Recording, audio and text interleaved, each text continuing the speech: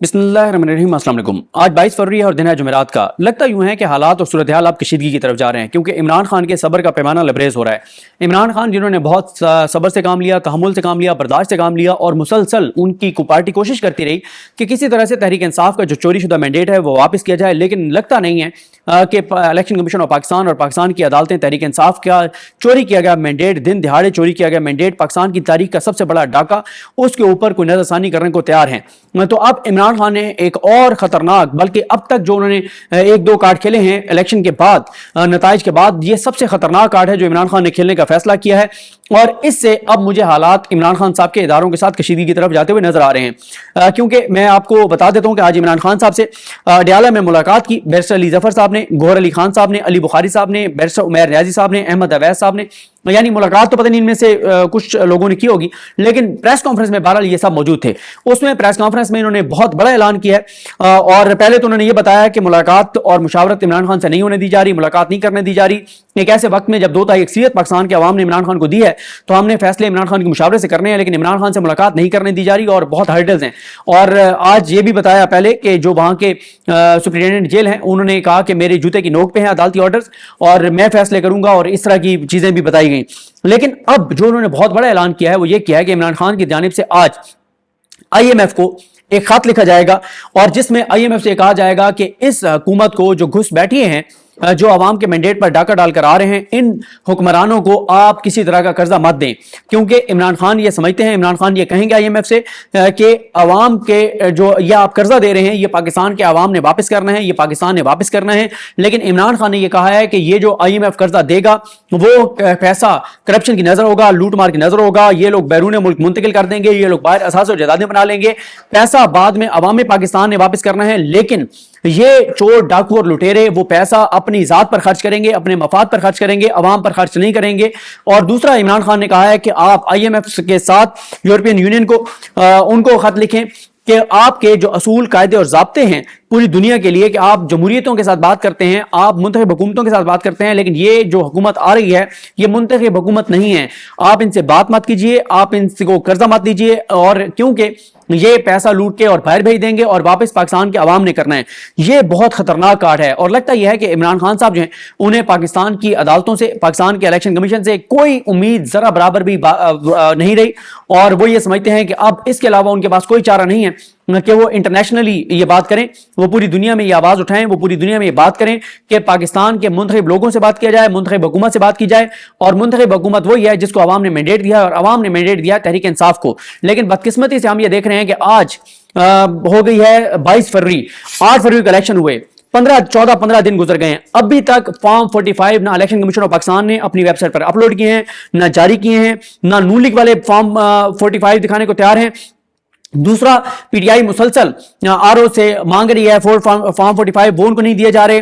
PTI के कुछ लोगों ने CCTV फुटेजेस मांग रखी हैं RO ऑफिसेज की, वो उनको नहीं मिल रही। उन्होंने पोलिंग स्टेशंस की मांगी हैं, वो उनको नहीं मिल रही। PTI के लोगों ने कहा है कि फॉर्म आपने जो बाकी फॉर्म्स हैं, फॉर्म 46 है, फॉर्म 49, वो नहीं दिए जा रहे। तो कोई चीज भी इलेक्शन कमीशन जो है वो तहरीक इंसाफ को देने को तैयार नहीं है, तहरीक इंसाफ के लोगों को देने को तैयार नहीं है। और इलेक्शन कमीशन पाकिस्तान की तारीख के मुतनाज़ तरीन बदतरीन इलेक्शन उन्होंने करवाए हैं, और सुप्रीम कोर्ट ऑफ पाकिस्तान भी कोई एक्शन लेती हुई नजर नहीं आ रही। बावजूद इसके कि कमिश्नर रावलपिंडी ने इंकशाफात किए, एतराफ किए, उन्होंने बताया कि क्या कुछ उन्होंने किया, उन्होंने खुद जो किया वो उन्होंने एतराफ किया, और सारी चीजें सामने आई। तो ये जो चीज है उसमें उन्होंने कहा है कि हम IMF को लिखेंगे कि आपको ये कहना चाहिए कि पहले पाकिस्तान में आजादाना तहकीकात हो, जो है वो उन तहकीकात के बाद तय किया जाए कि मैंडेट किसका था, उसके बाद आप पाकिस्तान से बात करें।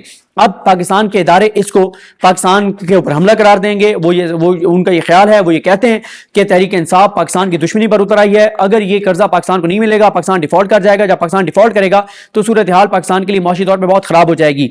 दूसरी तरफ इमरान खान है, वो ये कहते हैं कि जब मैंडेट कौम ने हमें दिया है, जब कौम ये समझती है कि हम पाकिस्तान को चलाएंगे, हम फैसले करेंगे, तो ये घुस बैठिए, और ये जो उनको अवाम ने मुस्तरद कर दिया 80% पाकिस्तान के लोगों ने, ये कैसे फैसले कर सकते हैं। तो अब चीज जो है वो मुझे तो बहरहाल मैंने आपको अर्ज किया है कि हालात कशीदगी की तरफ जाते हुए नजर आ रहे हैं, क्योंकि उन्होंने ये भी कहा है ساتھ ہی کہ بشرا بی بی صاحبہ کا جو ایک آ رہا ہے کہ ان کو کوئی سلو پوائزننگ کی گئی ہے، اس طرح کی چیز، اس کی تحقیقات ہونی چاہیے. ساتھ ہی ان کو ڈیلا شفٹ کر کے اور عمران خان صاحب سے ان کی ملاقات کروانی چاہیے. اور ساتھ ہی بیرسٹر گور خان صاحب نے کہا ہے کہ یہ جنہوں نے جو فارم 47 سے جیتے ہوئے ہیں، جو لکشمی کے بیلٹ پیپر سے جیتے ہوئے ہیں، یہ عوام میں جائیں، چاہے کسی جمعہ بازار میں جائیں، کسی اتوار بازار میں جائیں، ان کو لوگ چور ڈاکو اور لٹیرا کہیں گے. اور ساتھ انہوں نے کہا کہ کسی جنازے میں بھی جائیں گے تو لوگ ان کو چور ڈاکو اور لٹیرا کہیں گے کہ آپ نے عوامی مینڈیٹ پر ڈاکہ ڈالا ہے. یہ دیکھیں، یہ چیزیں نا پولیٹیکل ٹمپریچر کو بہت اوپر لے کے جا رہی ہیں. گو کہ پی ٹی آئی کی جو باہر لیڈرشپ ہے وہ نہ صرف ہمیں کمزور نظر آتی ہے، نااہل نظر آتی ہے، نالائق نظر آتی ہے، بلکہ کمپرومائزڈ بھی نظر آتی ہے. پوری طور پہ تحریک انصاف کی جو باہر لیڈرشپ ہے وہ کمپرومائز نظر آتی ہے. لیکن آج عمران خان سے مل کے آنے کے بعد بہت سخت یہ باتیں ہوئی ہیں.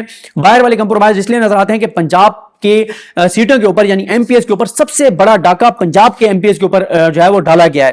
لیکن پنجاب کے اوپر پی ٹی آئی مکمل طور پر خاموش ہے، اور ایسا لگتا ہے کہ پی ٹی آئی نے ایکسیپٹ کر لیا ہے مریم نواز کے مینڈیٹ کو. اور دوسری طرف ہمیں نظر آ رہا ہے کہ بڑی تیزی ہے کہ کسی طرح سے مریم نواز کو وزیر اعلیٰ پنجاب جو ہے وہ بنا دیا جائے اس سے پہلے کہ کوئی نیا کٹا کھل جائے. تو اس کے اوپر پی ٹی آئی مکمل طور پہ ہمیں خاموش نظر آتی ہے. اور ساتھ ہی بیرسٹر علی ظفر صاحب کو جو intra party election Tehreek Insaf کرانے جا رہی ہے اس میں چیئرمین کے امیدوار وہ ہوں گے اور سیکرٹری جنرل کے امیدوار عمر ایوب صاحب ہوں گے. اب ایک ایسے ٹائم میں جب پہلے سپریم کورٹ میں معاملات ہیں، سپریم کورٹ میں معاملات جا رہے ہیں، یہ بھی میں آپ کو بتا دوں. اچھا، میں آپ کو یہ بتا دوں کہ یہ پہلا کارڈ تھا. جو اگلی دو چیزیں وہ میں تو خیر ابھی ویڈیو میں نہیں بات کرنا چاہتا. آپ کو پتہ ہی ہے کہ آج کل وہ پھر کہا جاتا ہے کہ پتہ نہیں ہم نے کسی کو مشورہ دے دیا. نہیں، جو اگلی دو چیزیں پی ٹی آئی کرنے جا رہی ہے وہ اس سے بھی زیادہ خطرناک ہیں. لگتا یہ ہے کہ عمران خان نے فیصلہ کر لیا ہے کہ ڈو اور ڈائی، اور کوئی تیسرا راستہ نہیں انہوں نے گنجائش رکھی. اور جو باہر پی ٹی آئی کے کمپرومائزڈ لیڈرشپ ہے وہ چاہتی ہے کہ کوئی درمیانی راستہ نکلے. اور جیسے مثال کے طور پہ کسی ایک ان کے پی ٹی آئی کے لیڈر نے کہا کہ ہمیں نا معاملات طے کر کے اور بریتھنگ سپیس لینی چاہیے، ہمیں پولیٹیکل سپیس لینی چاہیے. تو عمران خان نے کہا کہ کس بات کی تم سپیس کی بات کر رہے ہو؟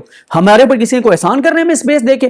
ہمیں 2/3 اکثریت کو ہم نے دیا ہے، ہمیں منتخب کیا ہے، ہمارا رائٹ ہے آئین کے مطابق، قانون کے مطابق، قاعدے کے مطابق، ضابطے کے مطابق، عوام کے مطابق. ہم کوئی ہمارے اوپر احسان کرے گا؟ ہم نے کسی کو بھیک مانگنی ہے کہ ہم کہیں کہ ہمیں وہ سپیس دے رہے ہیں تو ہمارے اوپر بڑا احسان ہے؟ انہوں نے کہا نہیں، مینڈیٹ تو واپس ہوگا.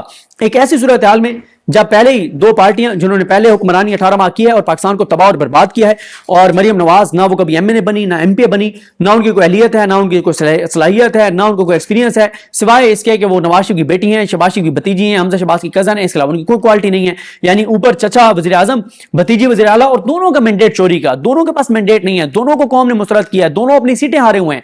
مریم نواز تو خاص طور پہ مہر شرافت سے اپنی سیٹ ہار گئی ہیں اور ان کو زبردستی وزیر اعلیٰ پنجاب ان کو ایم پی اے بنوایا گیا.